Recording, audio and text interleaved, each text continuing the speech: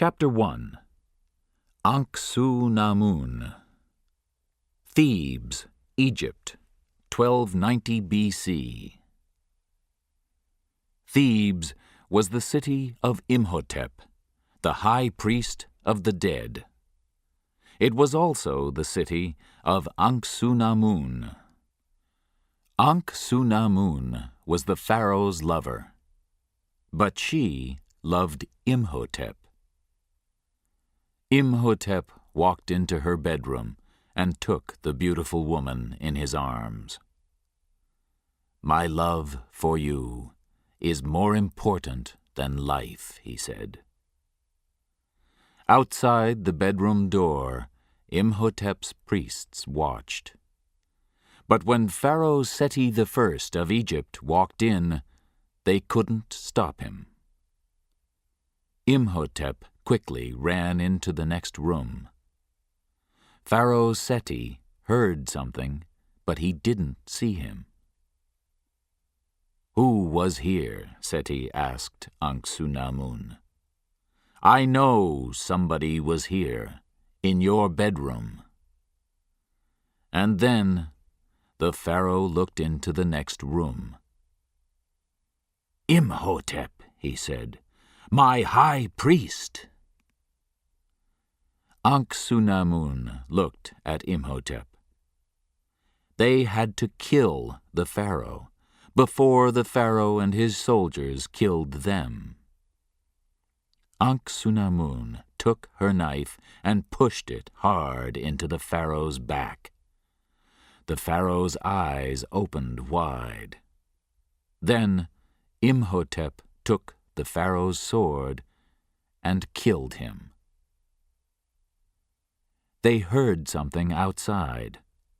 The pharaoh's soldiers, the Med-Jai, were there. But Imhotep's priests came in first.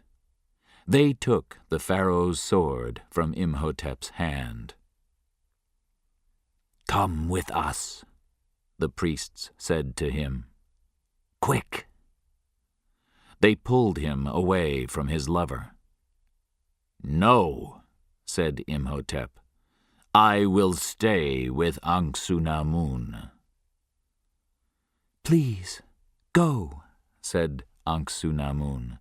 "Please, live. They will kill me, but you can bring me back to life. Only you, the high priest, can do it." The priests took Imhotep with them. The pharaoh's soldiers ran in. Ankh-Su-Namun didn't say goodbye to Imhotep. There wasn't time. She took the pharaoh's sword and pushed it into her heart. Imhotep saw her die. The pharaoh's soldiers found Ankh-Su-Namun's knife in the pharaoh's back. But they didn't find Imhotep in her room. So Imhotep, the high priest, had to send his lover, the killer of the pharaoh, to the underworld. Imhotep had to mummify Ankh-Su-Namun. First, he cut out her heart. He put it in a gold box. Then he read from the gold Book of Amun-Ra. The Book of Amun-Ra sent the bad people of this world to the underworld, a dark place with no hope.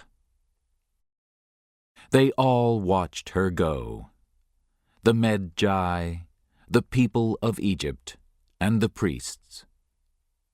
Only the priests, with their white cats, weren't afraid. Nobody could hurt the priests when their white cats were with them.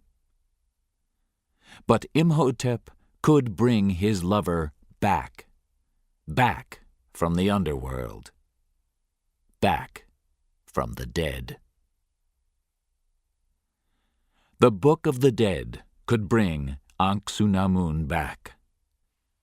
This black book was in the statue of the god Anubis. It was Anubis's book, a book for gods, not for men. But for his lover, for Ankh-Su-Namun, Imhotep didn't listen to gods. The statue of Anubis was at Hamunaptra, the city of the dead. Egypt's gold was there too. Late at night, Imhotep took his dead lover, Ankh-Su-Namun, there. He also took her heart in its gold box.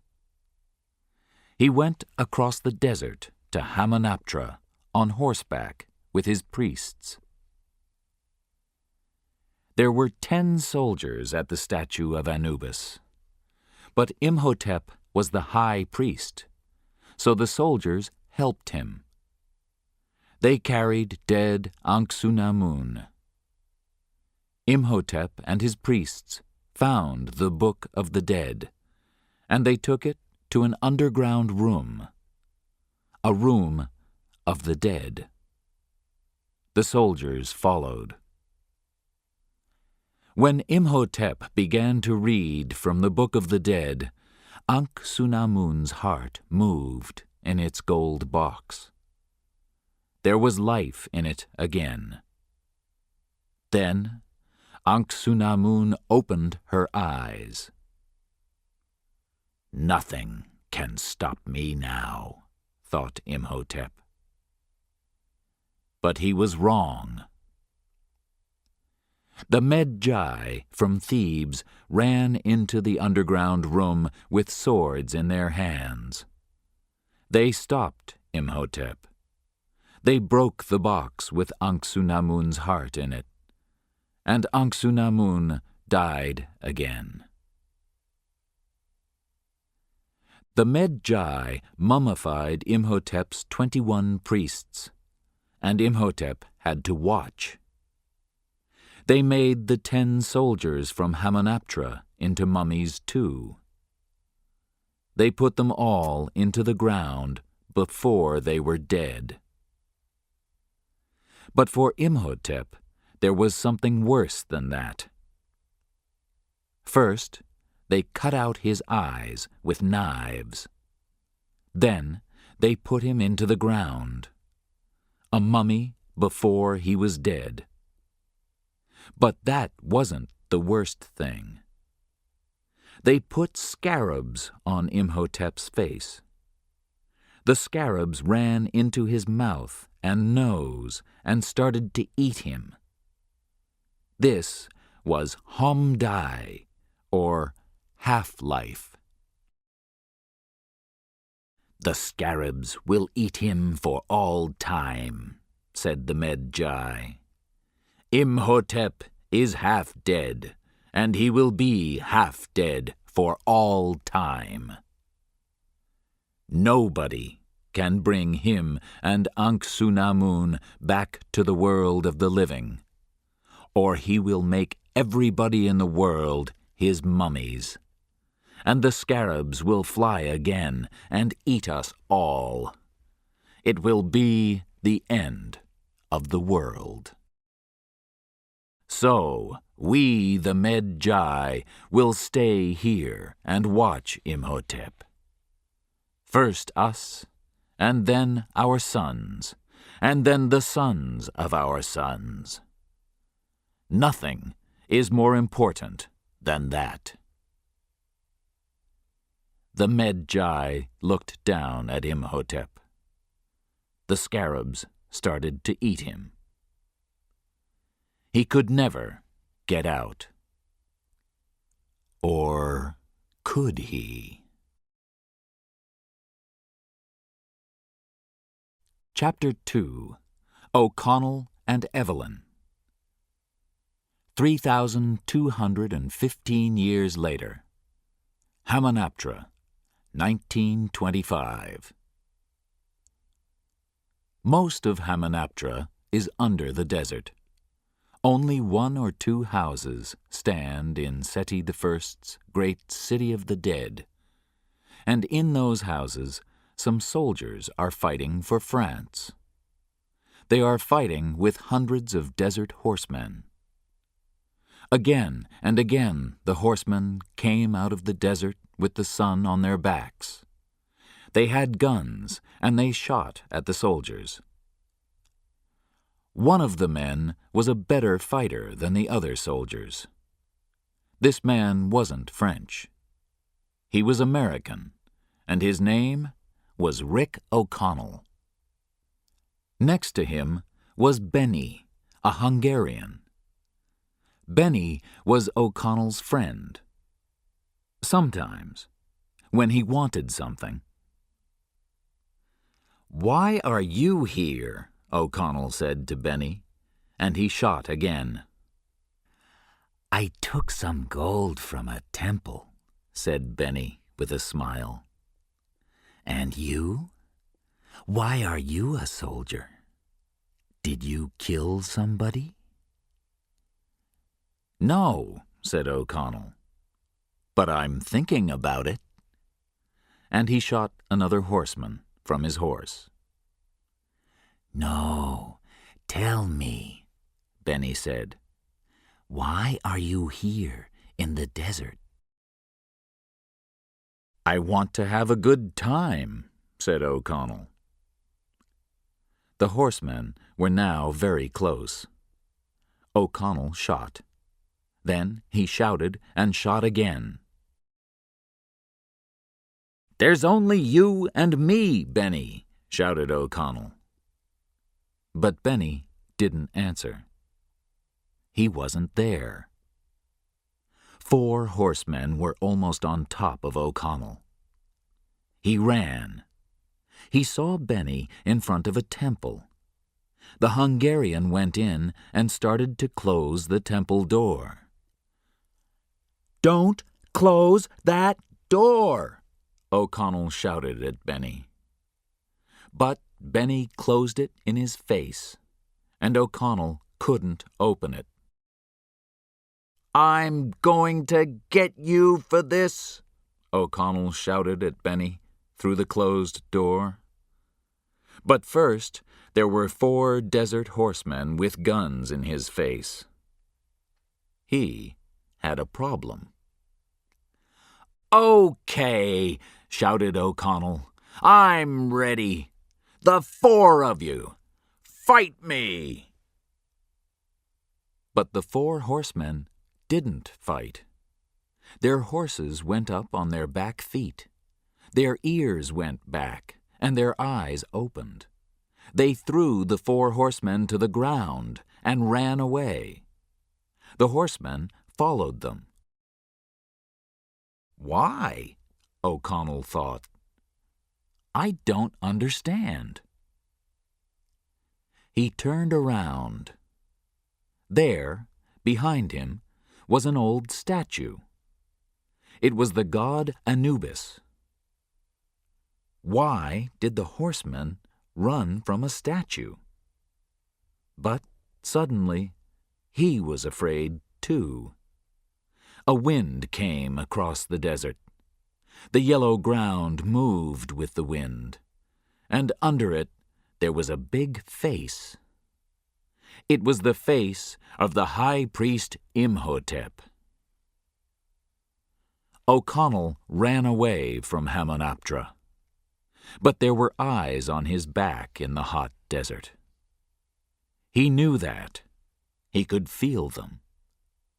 He turned and looked up. There, high up on a mountain, were the Medjai. Evelyn Carnahan was a quiet, uninteresting woman, people thought.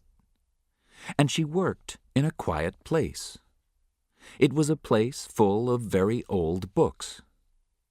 The Cairo Museum. Evelyn put a book on the top shelf. She saw something up there, and she was angry. She was angry because the name of the book started with the letter T.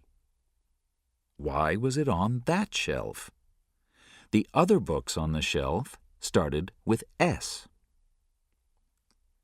Evelyn took the book from the top shelf. But she fell, and the books fell with her. The bookshelf fell and hit another bookshelf. Then that bookshelf hit the shelf behind it. In 2 minutes, all the old books in the museum, from A to Z, were on the floor. Evelyn fell on the floor with them. The curator of the museum walked in. "Oh," said Evelyn. She wasn't very happy. "Look at this," shouted the curator. "What are you doing? Why did we give you a job here?" "Oh, be quiet," Evelyn thought. She said, "You gave me a job here because I know everything about the pharaohs. I understand the old languages, and I can read these books. Evelyn stopped. She felt very angry and very British, but she didn't want to lose this job. She liked living in Cairo. The curator said some more angry words and then left. Evelyn got up and started to put the books on the shelves again. Somebody spoke. "I am the undead," it said. Evelyn looked behind a shelf and saw a mummy. She screamed, and then the mummy started to laugh. "Hello, baby sister," it said. Her brother Jonathan put his head up. Then he came out from behind the mummy. Jonathan! He was more than 30 years old and a baby. "Jonathan, go and put that mummy back." "Ah, but I have something for you," said her brother. "Oh, no." Jonathan often found things from the time of the pharaohs and brought them to his intelligent sister. But when people in the museum looked at them, they weren't really old. "Okay," said Evelyn. "What is it this time?" It was a box, and the box had Egyptian writing on it. Evelyn looked at it.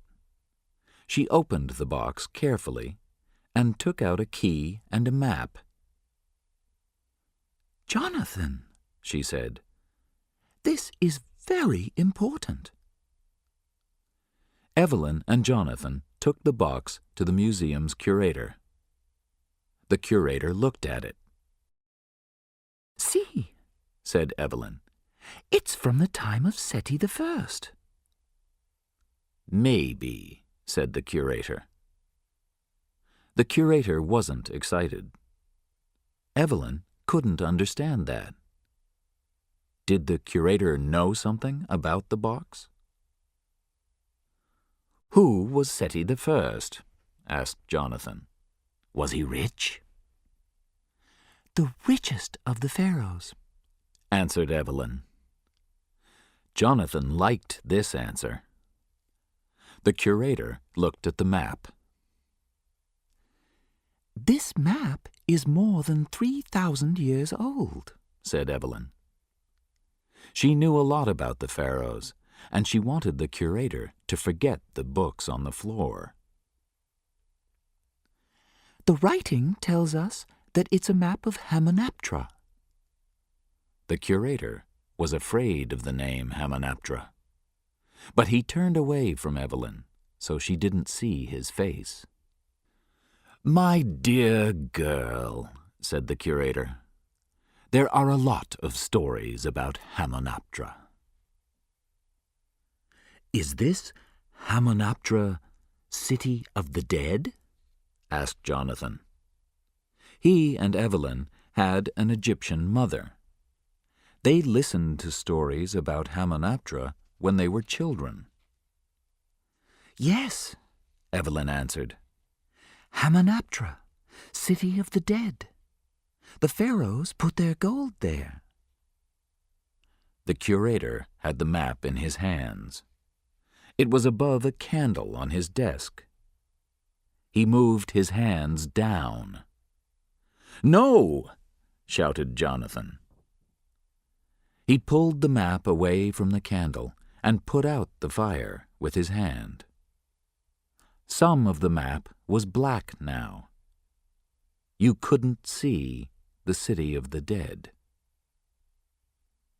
"Why did you do that?" asked Jonathan. "It wasn't really an old map," said the curator.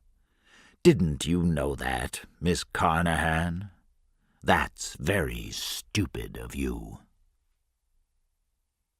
But it was an old map, and it showed Hamunaptra. Evelyn knew that. She took the key from the curator quickly, before he threw that away. She could ask other people about the map. But where did Jonathan get it?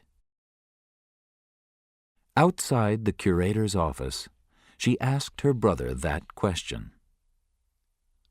"Where did I get it? Oh, I took it from a man in a bar. He was an American. His name was Rick O'Connell." Evelyn and Jonathan went to the bar. Evelyn wasn't happy about that. She didn't usually go to bars, and this was a very dirty bar. The American, Rick O'Connell, was there. He was always there, all day, every day. He was dirty, and he was ready for a fight. "Don't I know you?" O'Connell said to Jonathan. "I saw you somewhere. And who's your little girlfriend? Very nice." "She's my sister," said Jonathan. Little, I am..." Evelyn wasn't anybody's little girlfriend. But she didn't say that.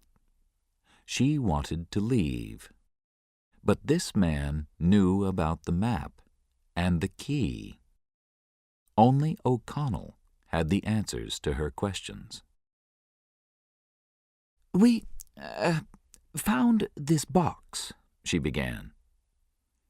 "You want to know about Hamunaptra," said O'Connell. Evelyn's eyes opened. This American wasn't stupid. "How do you know that the box is from Hamunaptra?" "Because I found it in Hamunaptra. I was there." Suddenly, O'Connell remembered Jonathan. "You took my box," he said, and he hit Jonathan in the face. Jonathan fell on the floor. "Tell me about Hamunaptra," said Evelyn. "I hit your brother," said O'Connell. "He's on the floor, and you want to know about Hamunaptra?" "Oh, he's okay," said Evelyn. "He's often on the floor." O'Connell almost smiled at that. This British woman was interesting. "I was at Hamunaptra," he said. "I was a soldier at the city of the dead." "What did you see?" asked Evelyn. "I saw a lot of desert," said O'Connell. "I saw a lot of people die." "Where is Hamunaptra?" asked Evelyn. "Can you take me there? I want to find a book. It's called The Book of Amun-Ra, and it's at Hamunaptra." Her face was close to O'Connell's. O'Connell kissed her.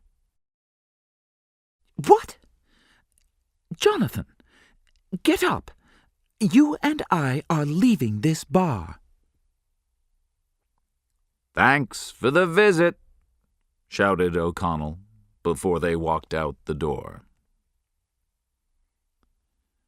Evelyn and Jonathan went back to the museum. They walked past the curator's office, but they didn't go in. So they didn't see the man in the curator's office.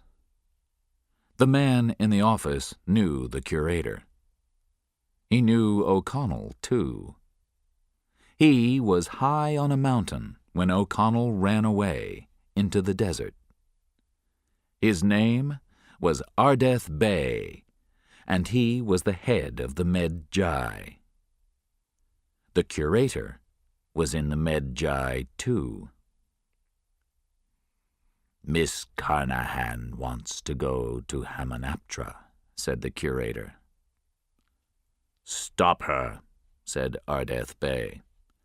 "Stop her or kill her." Chapter 3. The Book of the Dead. The sun was at her back. The wind was in her hair. Evelyn wanted to laugh and cry at the same time.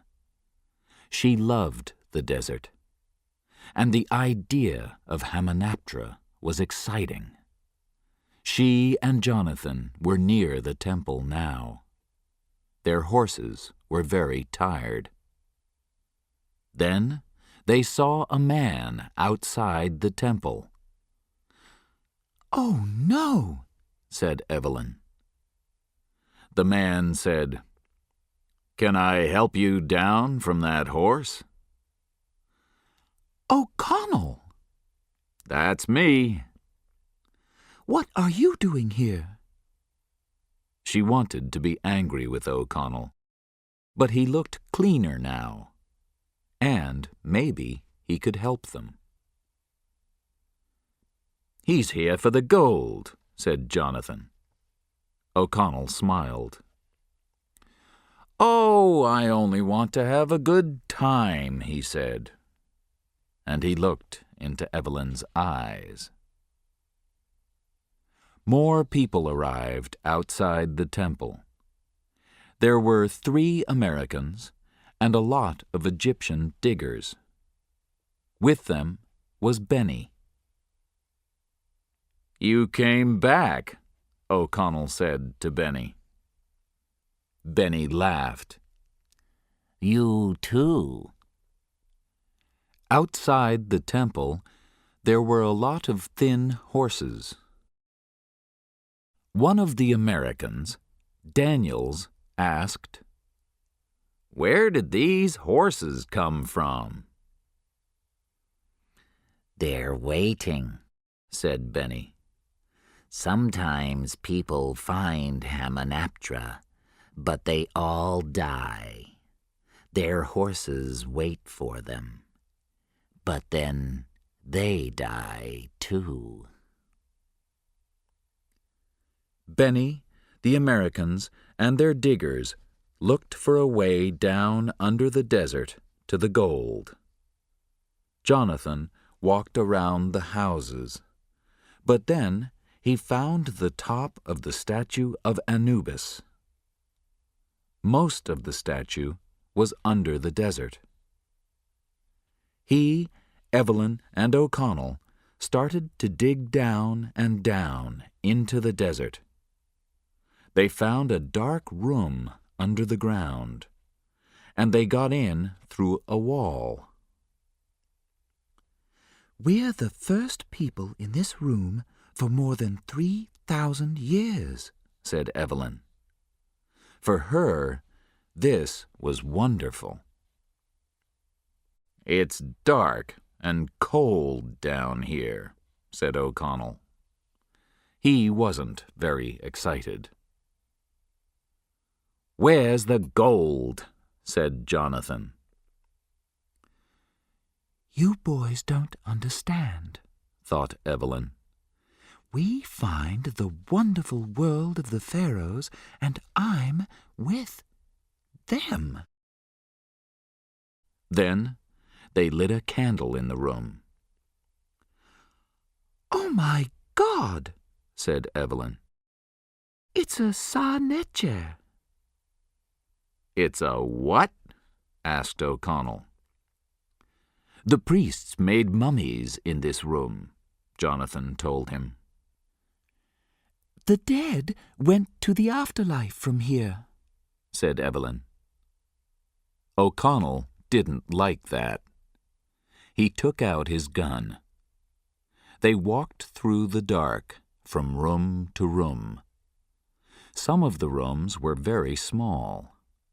Sometimes their candle almost went out and left them in the dark. Then they heard something. Evelyn looked at O'Connell. O'Connell had his gun in front of him, and he walked slowly in the dark. He saw the bottom of the statue of Anubis, under the ground. Then he heard something again, from the back of the statue. It came closer, and closer. 3 people came at him. The Americans. They had guns in their hands. "We want to look here," said Burns, one of the Americans. He looked around him.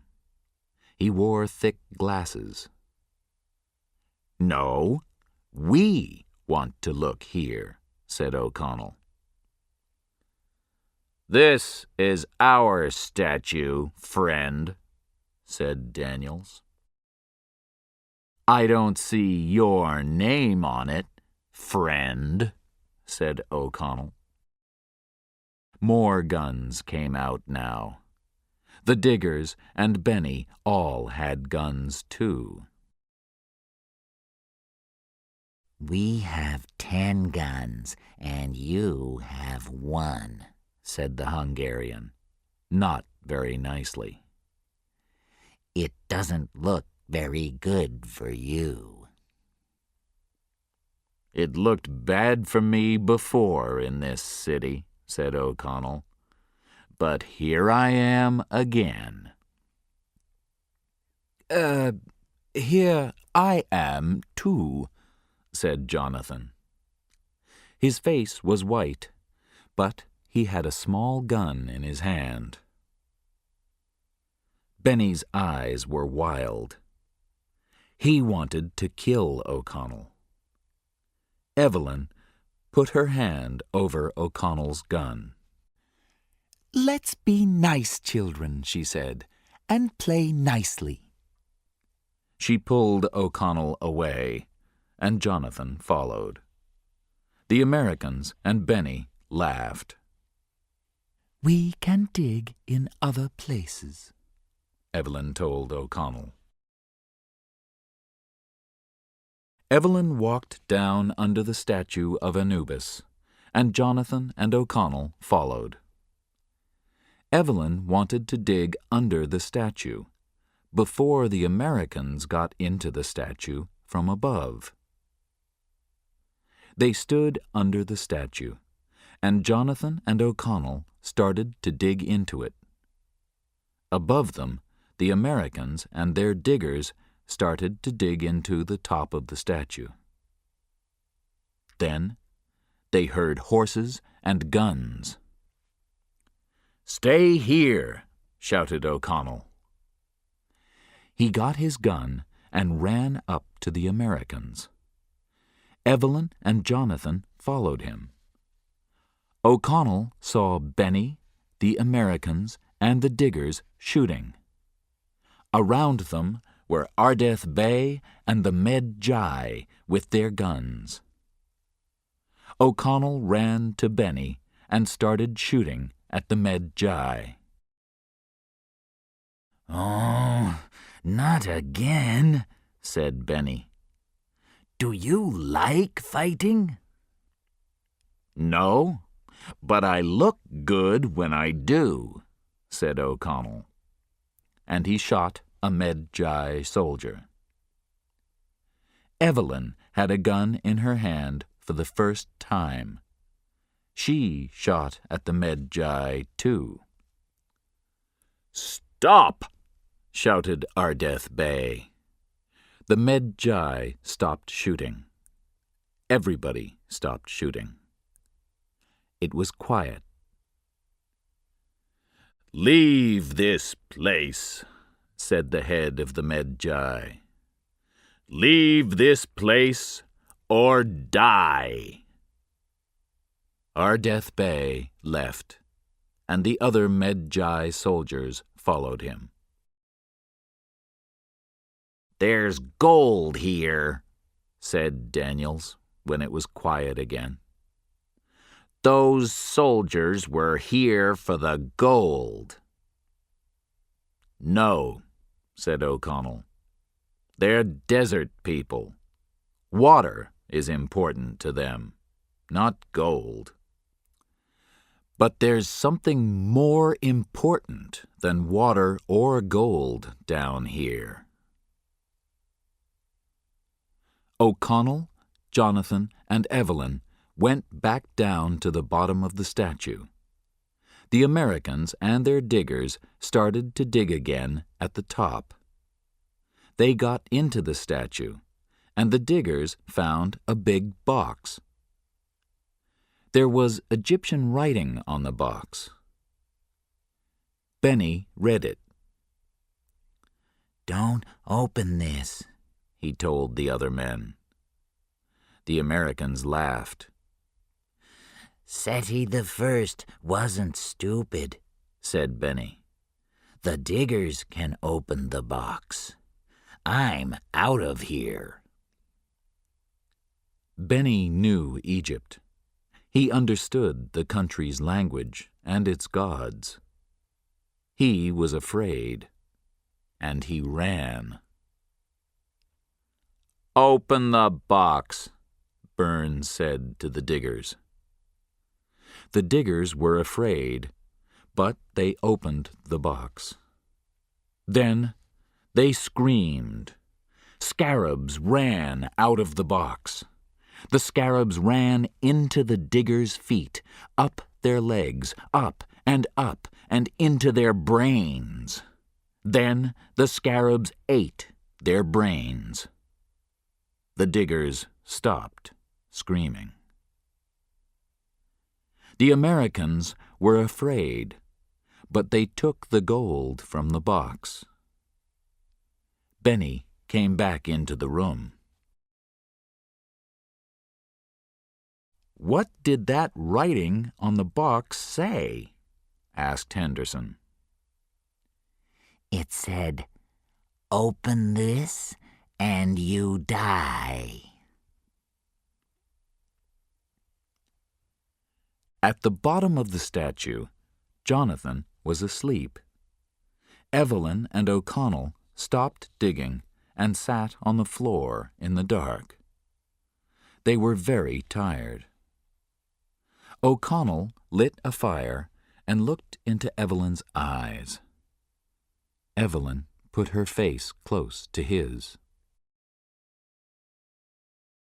"I'm going to kiss you, Mr. O'Connell," she said. "No, you're not," said O'Connell. "I'm not?" "Okay, you can. But call me Rick, not Mr. O'Connell."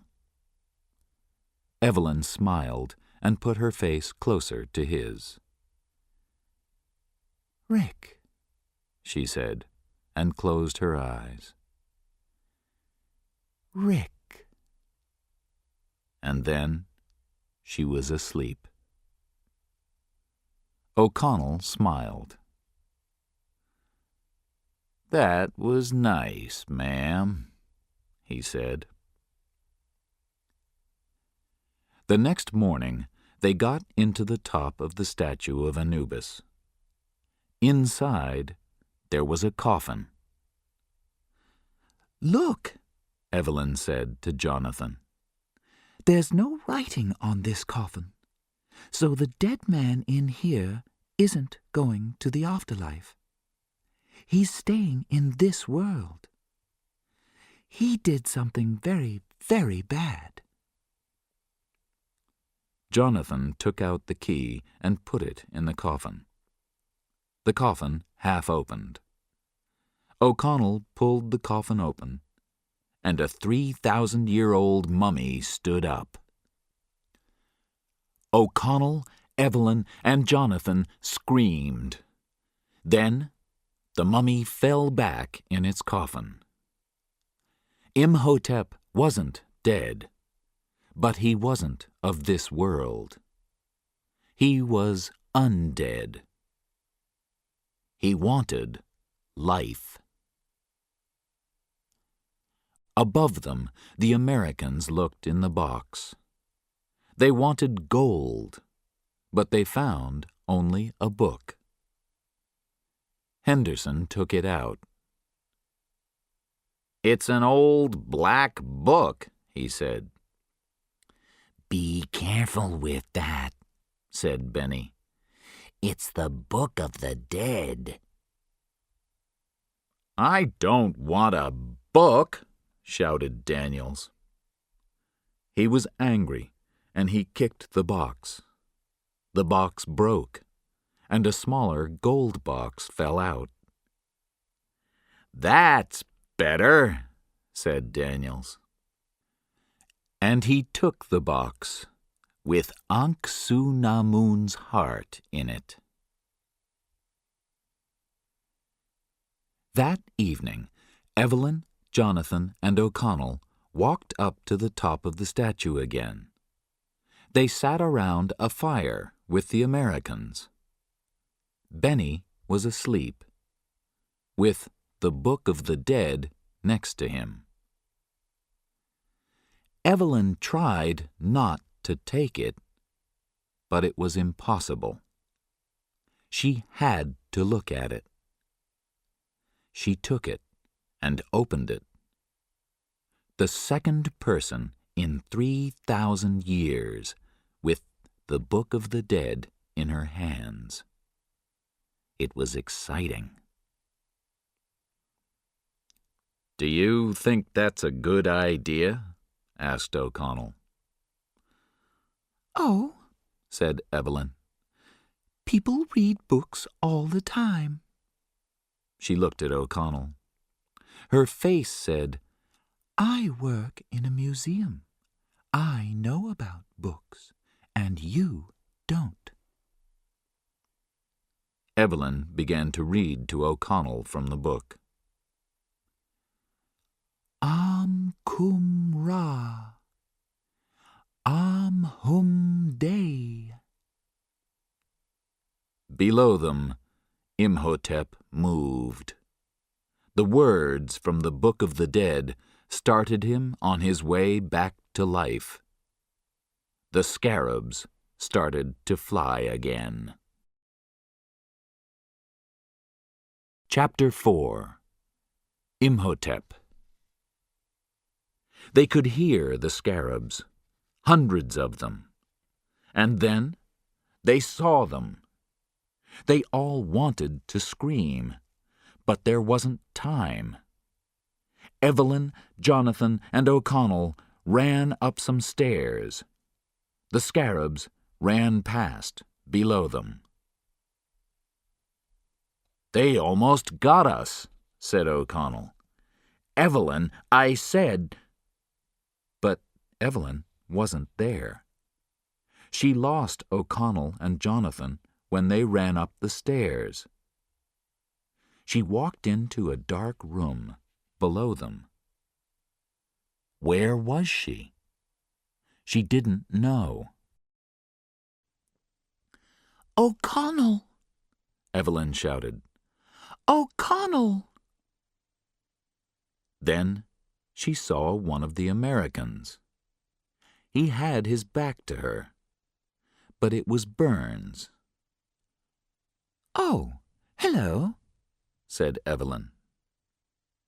Burns turned around, and she screamed. Burns had no eyes. He fell on the ground.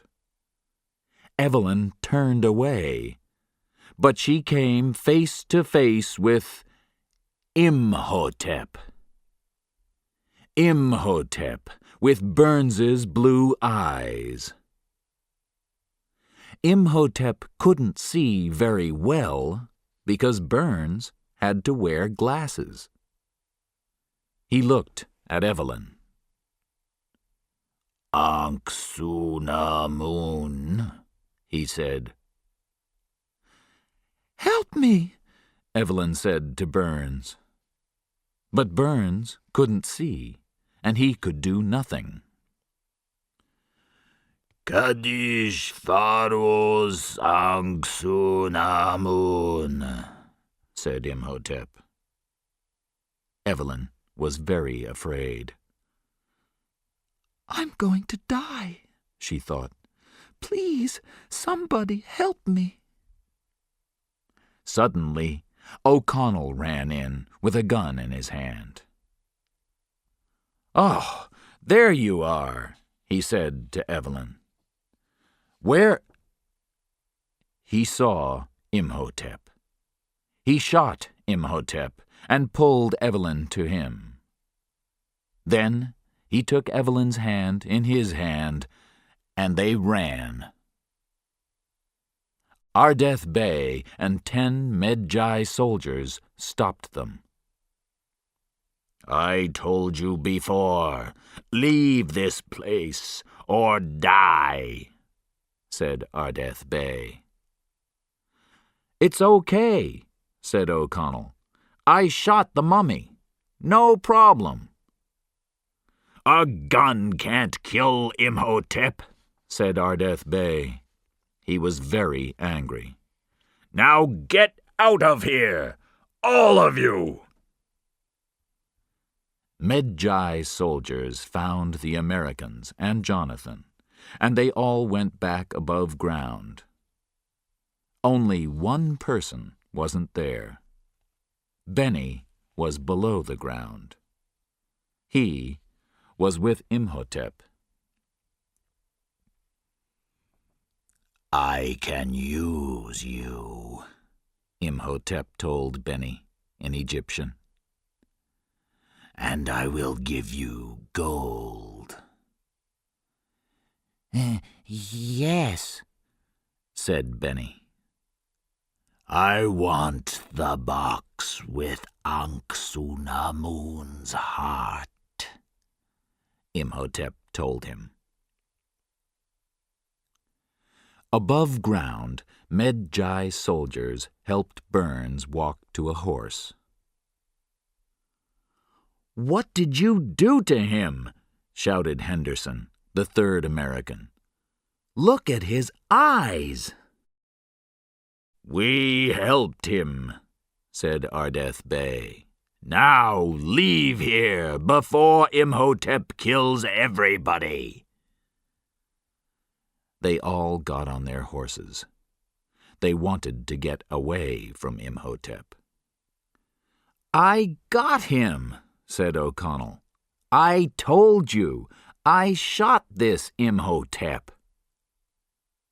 But nobody listened to him. Nobody could kill Imhotep with a gun. Back in Cairo, Evelyn and O'Connell took Burns to his hotel room. Then they went to O'Connell's room. They sat and shouted angrily. "Let's go, Evelyn. We're out of here," shouted O'Connell. "No, we are not," shouted Evelyn. "We started this. Now we'll kill Imhotep and finish it." "We?" shouted O'Connell. "We? You read from the Book of the Dead, and nobody can kill this Imhotep. Not with a gun. I tried." Then we'll kill him some other way, said Evelyn. A white cat came into the room and jumped on the bed. O'Connell started to say something, but then they heard a scream from Burns's room. Imhotep was in Burns's room with Benny. He wanted Burns's heart. He had to have it so he could come back to life. And he took it. Burns gave one scream. Then he was dead on the floor. "Oh, no!" cried Evelyn when she and O'Connell ran into Burns's room. O'Connell took out his gun. He and Evelyn watched Imhotep. He had new life with Burns's heart inside him. "We have a problem," said O'Connell. Imhotep wanted Evelyn. He moved to her. O'Connell shot him again and again, but nothing happened. Imhotep threw O'Connell across the room. He fell on the floor in front of Jonathan, Henderson, and Daniels when they ran in. Imhotep spoke to Evelyn. "You gave me my life," he said.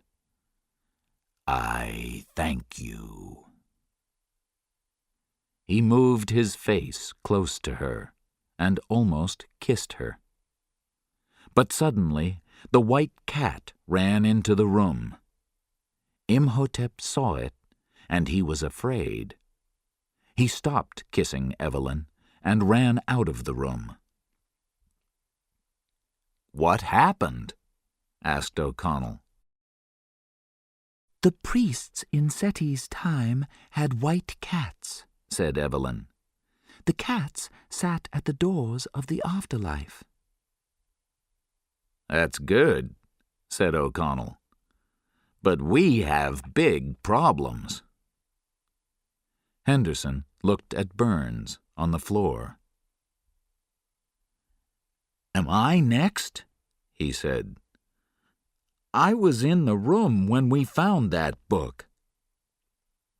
"And me," said Daniels. "I have an idea," said Evelyn. "The Book of the Dead gave Imhotep life. We want him dead. So the other book," said Jonathan. "Yes, the Book of Amun-Ra can send him back to the underworld," said Evelyn. "The Book of Amun-Ra is at Hamunaptra.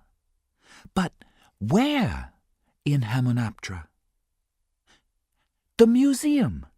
Let's go to the museum. We can find the answer there."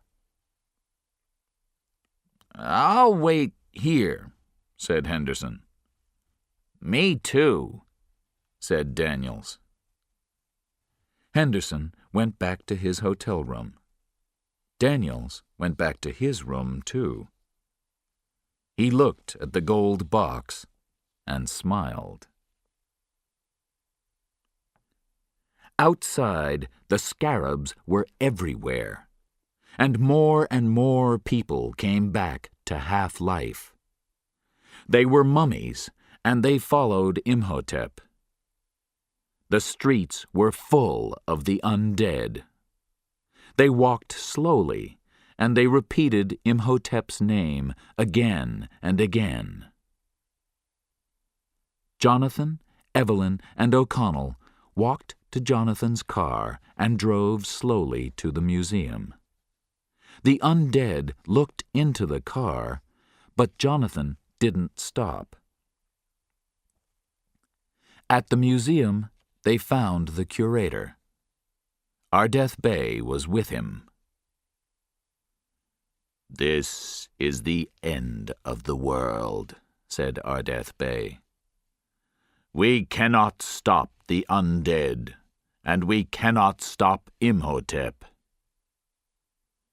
Evelyn looked at book after book.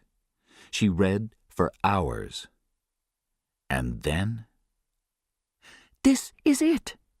The Book of Amun-Ra is in the statue of the god Horus." "Let's go!" shouted O'Connell. O'Connell, Evelyn, Jonathan, the curator, and Ardeth Bey drove back to the hotel and went to Henderson's room. He was dead. But Daniels was okay, and he ran with them back to the car. He had his gold box with him. Back in the car, Jonathan drove slowly. The undead were everywhere in the streets. There were hundreds of them. They shouted, "Imhotep! Imhotep!" Then they looked into the car and saw the box. Jonathan drove fast, but the undead stopped the car. Daniels shot at them again and again, but more of the undead walked to the car. "Imhotep! Imhotep!" They looked at Daniels with dead eyes. Then they took him out of the car and killed him. It was quiet in the car for a minute. Then the undead came for O'Connell, Jonathan, Evelyn, the curator, and Ardeth Bey. "This is not good," Evelyn thought. Then she saw him. Imhotep. But the new Imhotep was a young man with new life. "He's beautiful," Evelyn said. O'Connell didn't like that. The undead took the gold box and gave it to Imhotep. Benny was with him. Evelyn, O'Connell, and the other men got out of the car. "Wait," said Imhotep to the undead. The undead waited. Imhotep walked to Evelyn. "Do you have any ideas?" Evelyn asked O'Connell. I'm thinking, he said.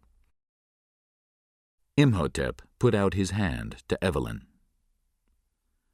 "I am living because of you," he said. "Come with me." "He has Ankh-Sunamun's heart," said Ardeth Bey. "Now he wants your heart, too, so he can bring her back from the undead." Imhotep's hand closed around Evelyn's. Evelyn turned to O'Connell. "I give my heart to you," she said. "But please, come for it before he takes it out." O'Connell almost smiled at that. "Yes, ma'am," he said. Imhotep took Evelyn away. Then he turned and shouted to the undead. "Kill them all!" "Run!" shouted Ardeth Bey. The head of the Medjai called for his soldiers.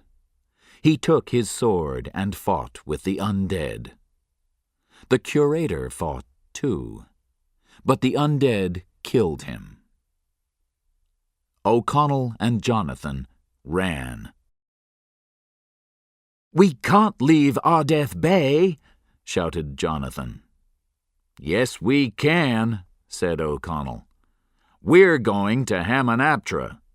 We're going to find that statue and the book. Chapter 5. The Book of Amun-Ra. "How do we know this God?" asked O'Connell.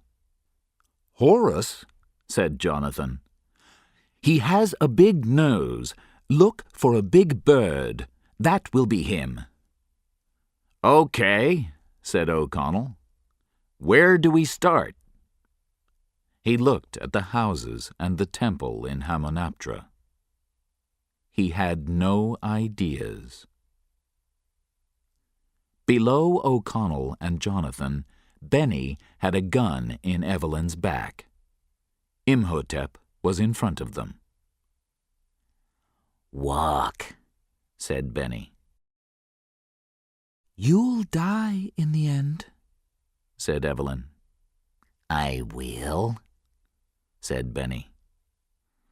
"Oh, yes," said Evelyn. But she walked. They came to the Sa-Netjer.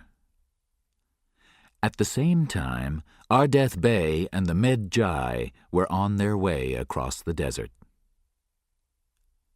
When Jonathan and O'Connell went down under the ground near the statue of Anubis, Imhotep heard them.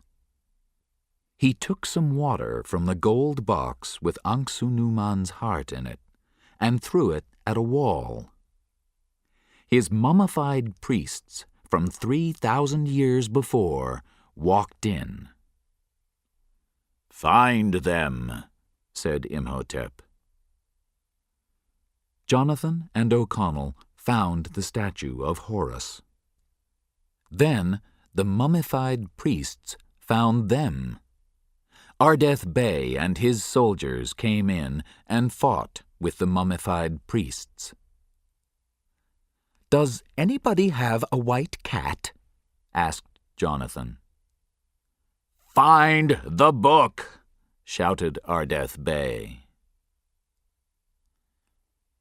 Back in the Sa-Netjer, Evelyn was in a coffin. The coffin was open, but she couldn't move her arms or her legs. In the next coffin was the mummy of Anksunamun. Imhotep sang.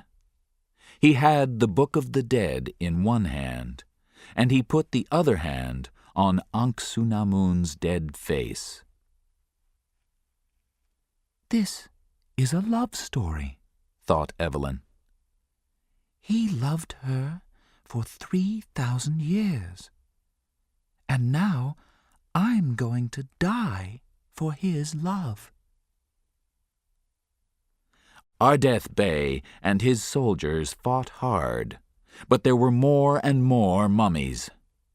When they shot a mummy in the arm came off. Then it fought too. Jonathan and O'Connell didn't stop digging.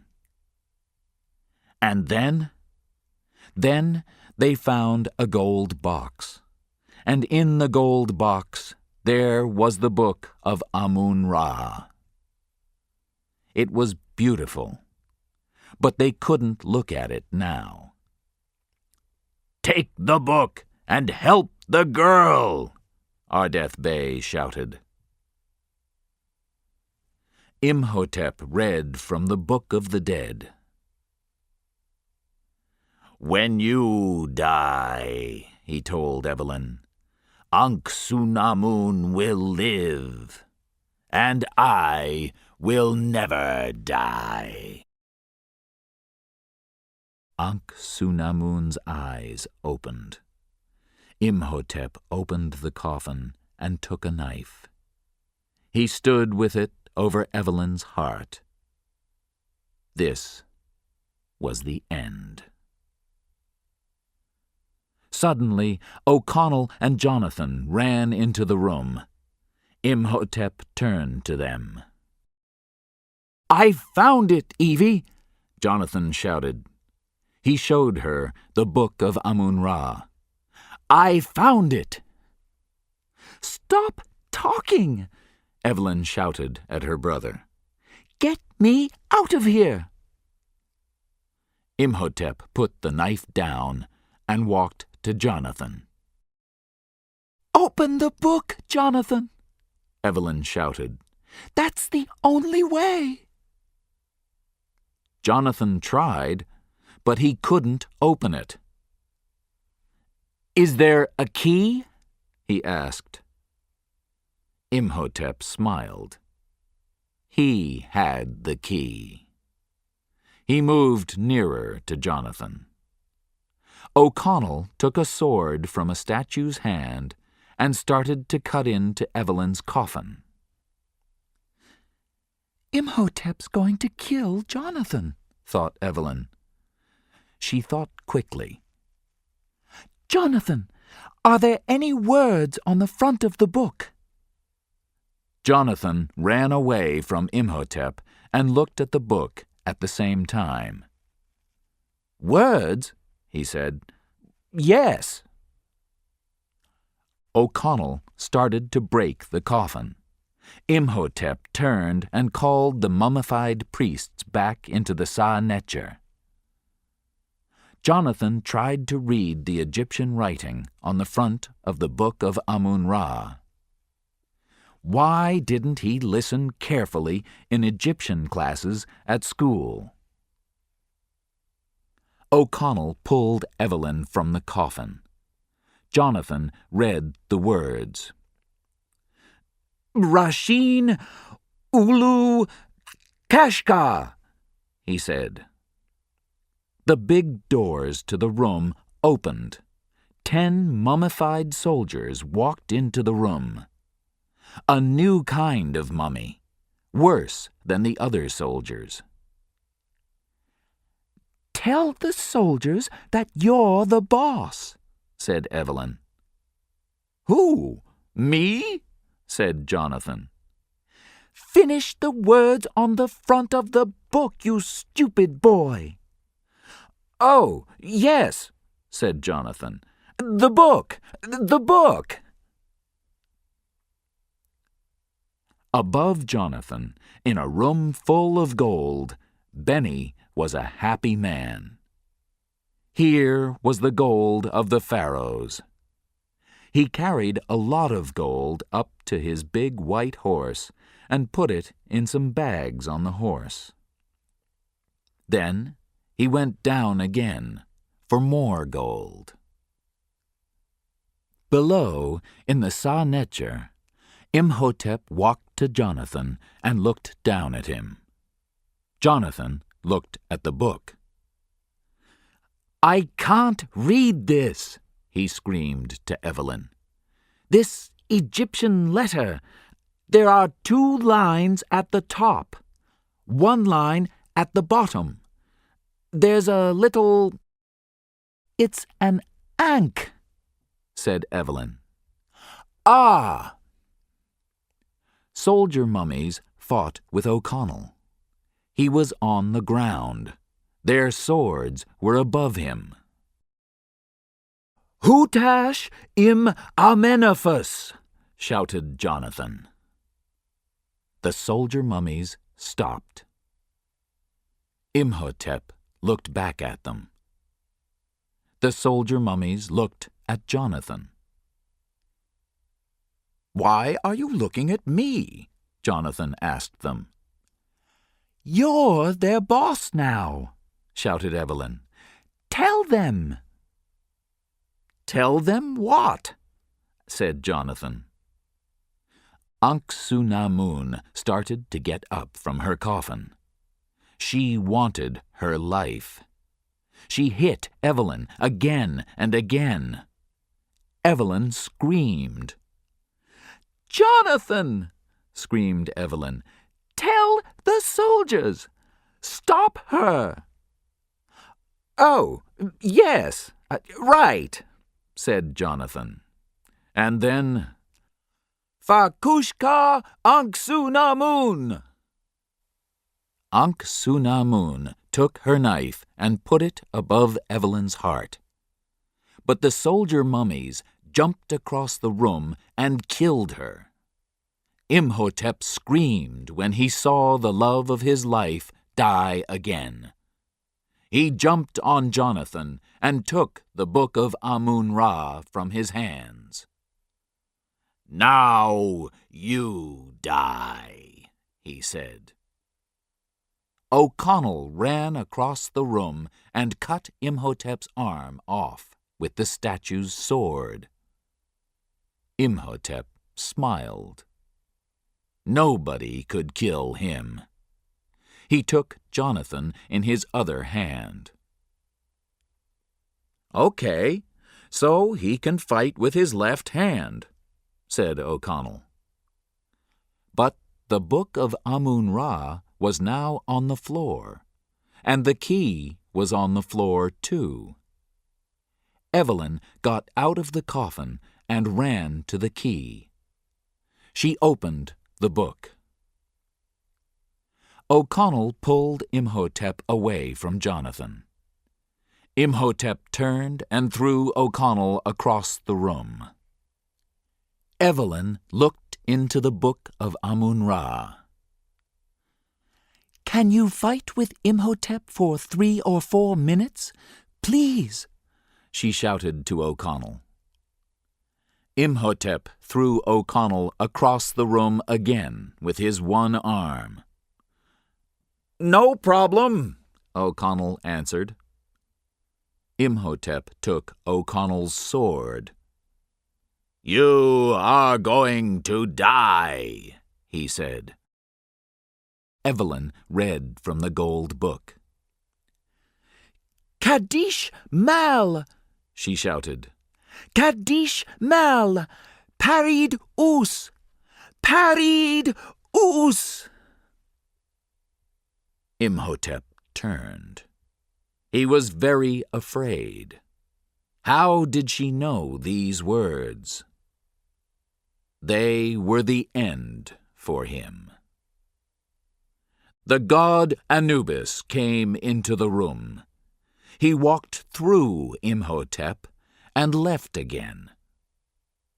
Imhotep was now a man. Only a man. And a man can die. O'Connell took the sword and pushed it through Imhotep. And Imhotep, the man, died. But he said something before he died. He said, "This is not the end." Above them, Benny found gold on the wall of a room. His eyes opened. He smiled. He took out his knife and pulled the gold off the wall. The room came down on top of him. He remembered Evelyn's words. "You'll die in the end." "Yes," said Benny. And he died. "Run!" shouted O'Connell. "The place is coming down!" Jonathan, Evelyn, and O'Connell ran up above ground, and Hamunaptra fell back into the desert behind them. Now there was nothing there. They found 3 horses and got on them. Then they started across the desert, away from Hamunaptra. A hand fell on Jonathan's arm. Jonathan screamed. "Oh, it's you," he said. "Thank you very much." "No, I thank you," said Ardeth Bey. He looked at O'Connell and Evelyn. "From all my people, I thank you. Imhotep is dead, and now there are no undead or scarabs in the city of Cairo." "Oh, that's okay, my friend," said Jonathan. thanks are fine, he thought, but we didn't get any gold. Ardeth Bey smiled and went off into the desert. "My horse is walking slowly," said Jonathan. Then he stopped and looked in the bags on the big white horse. "Evelyn!" he shouted. "Gold!" But Evelyn was busy. She put her arms around O'Connell, and they kissed. Maybe this wasn't the end. Maybe it was the beginning.